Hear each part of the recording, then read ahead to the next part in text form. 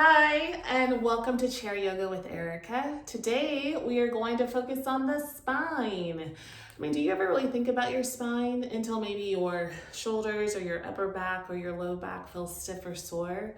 Maybe not. The spine is the central part of our skeletal system, and it's where our arms and our legs connect. So it's actually really important. So if you think about it, the more happy you keep your spine, the more happy you can keep the rest of your body. It also has to do a lot with how we walk, how we rest, how we stand, how we sit. So the more we can bring mindfulness to the spine, the more we can feel better in our bodies. So today we are going to practice the essential 6 ways the spine can move.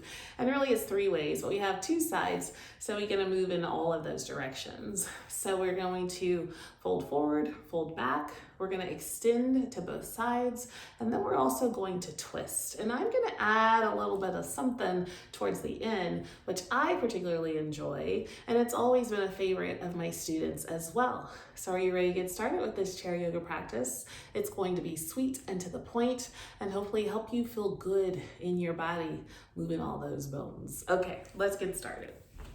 All right, coming back to the chair. Make sure your chair is a supportive one. You got good stable legs on that chair, and you have a nice wide seat with no arms on the side. We're going to come into mountain pose. So that means come to the very front of your chair.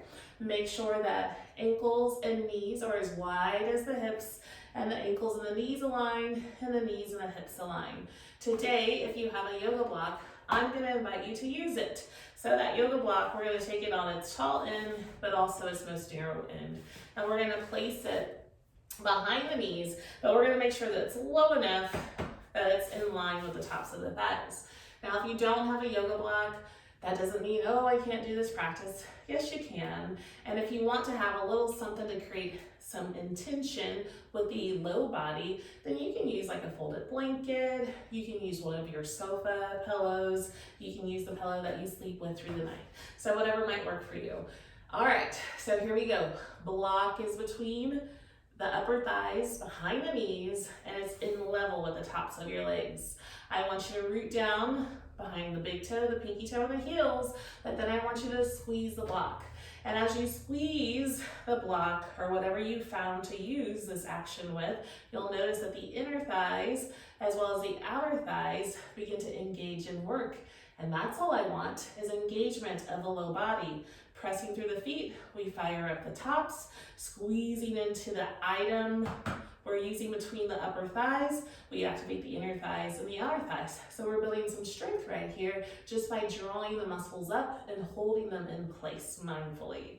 So then I want you to sit up as tall as you can. Long spine, shoulders over the hips, head moves back in line with earlobes to shoulders.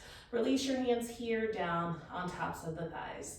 And we're going to start with the all familiar cat-cow. So I want you to take a full breath in, and as you exhale, we're going to round the spine. So begin by pulling your belly button to your spine, and then letting the rest of the spine follow, drawing the chin towards the chest, rounding the upper back into a nice cat. You'll notice your tailbone scoops forward, but you're still pressing into the floor, squeezing into the block. On an inhale, I want you to lift your chest up, let the belly come forward, and draw the chin towards the ceiling. On an exhale, round, chin to the spine, chin to the chest, belly to the spine and around. Inhale, lift up. Now you can make this action as big or as small as you need to. So move with your breath and move with your range of motion. Let's try 3 more. Exhale around. Inhale to lift. 2 more.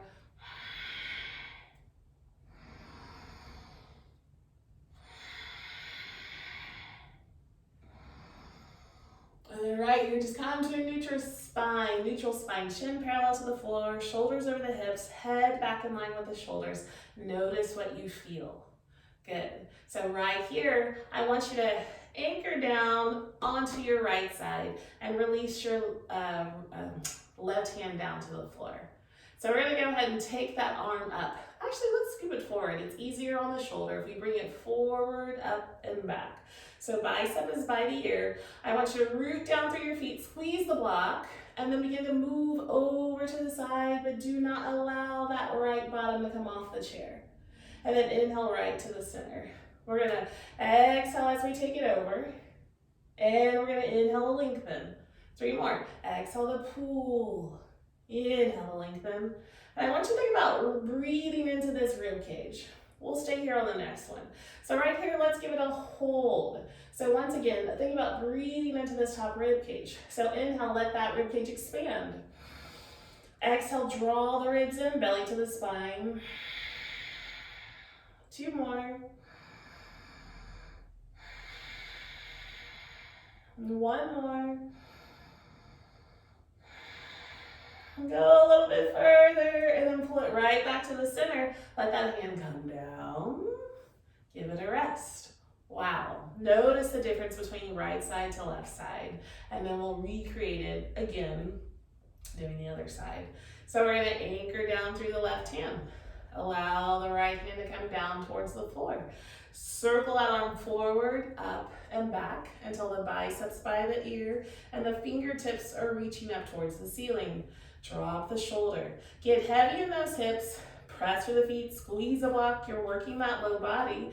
Take a full breath in and reach. And as you exhale, reach over to the side. Bring it right back to the center. 4 more. Exhale. Inhale. Exhale. Good. 2 more. Come on. Use the breath. Pull it back. Now we're gonna stay over here, 3 deep breaths. See if you can breathe right here. Inhale, exhale, 2 more.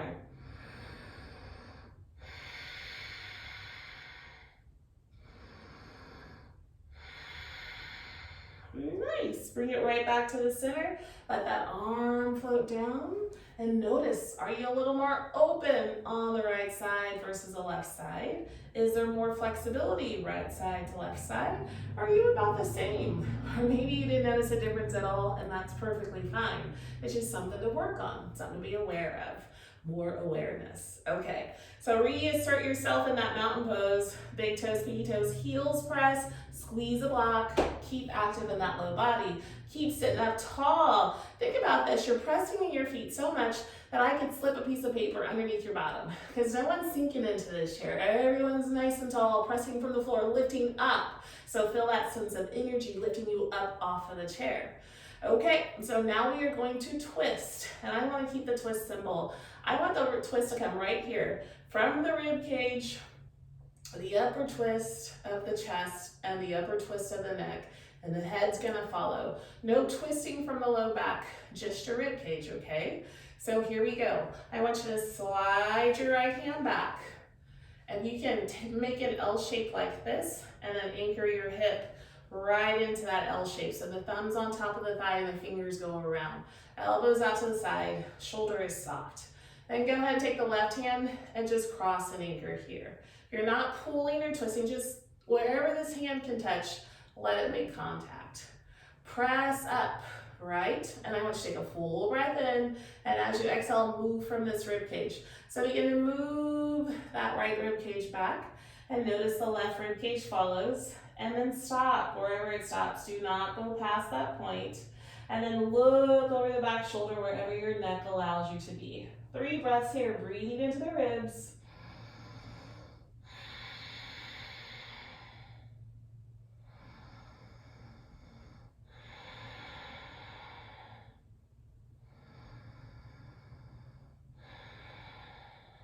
Take a big inhale.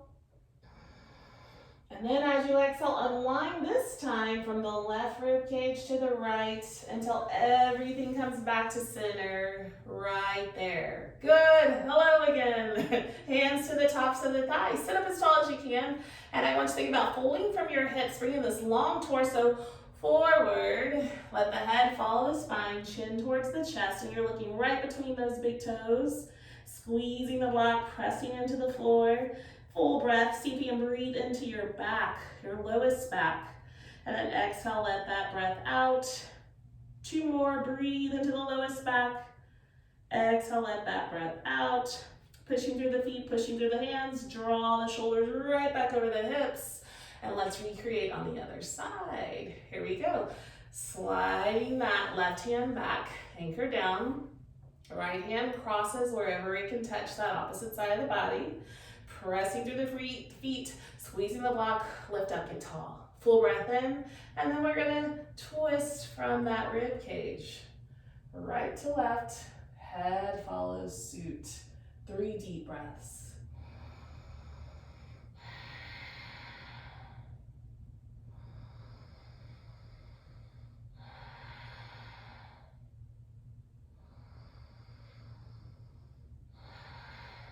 Big inhale. Unravel it. Rib cage comes forward from the right side to the left side, then the chest and the head follows. Full breath in. Exhale to fold, chin towards the chest. Keep the head in line with that spine so the head's not dropping down. It's staying up, using the strength in the back. 1 more full breath. And then pull yourself right back to center. All right, so what are the 3 ways we moved our spine? So we did a gentle back bend by lifting the chest and lifting the chin towards the ceiling. There's our back bend.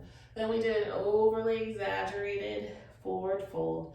Then we came back to a neutral spine. Then we did a little extension to the side, a little extension to the side, and then we did a nice twist and a nice twist back to a forward fold to lengthen everything back out. So what is that little juicy nugget left? It's spirals. Spirals are fabulous because they kind of massage the spinal system. So at the very base of our spine lies our kidneys. On top of those kidneys, our adrenal glands. And that's where that whole fight or flight thing comes into play. And so when we can move in a spiral type movement, it literally calms everything down. So I want you to press with your feet, squeeze into the block, hands to the thighs, sit up tall. And then we're gonna just make little circles right here. And you may find that it actually massages the low back and actually feels pretty good. And then if you want to go a little bit further, you can draw the eyes down, and then you're practicing proprioception. And you're feeling yourself move in space. And the more we can learn to feel ourselves move in space, it actually is a key and a tool to help with some balance improvement. Good. So take it around, and then I want you to come right back to center, and then we're going to go the other way. Just little bitty sways. It doesn't have to be big. It can be nice and gentle. Keep it even. If you find you want your circles to be bigger, make them bigger. If you want those circles to be smaller, make them smaller. Go ahead, whatever you need. Just a few more this way. Eyes are closed. And then right here, bring yourself right back to center. Opening up the eyes. Go ahead and release the hands down. Take a full breath. Reach everything up. Squeeze the block. Press the floor. So the hands overhead and draw them right into our heart center. And right here, we have a little gratitude for the bodies that we have today. We honor them for what they do for us, and we vow to take better care of our bodies so we can keep doing the things that matter to us with joy and with purpose. I thank you here. I thank you all for being here for this practice today. And we're going to end it as always with one grateful namaste.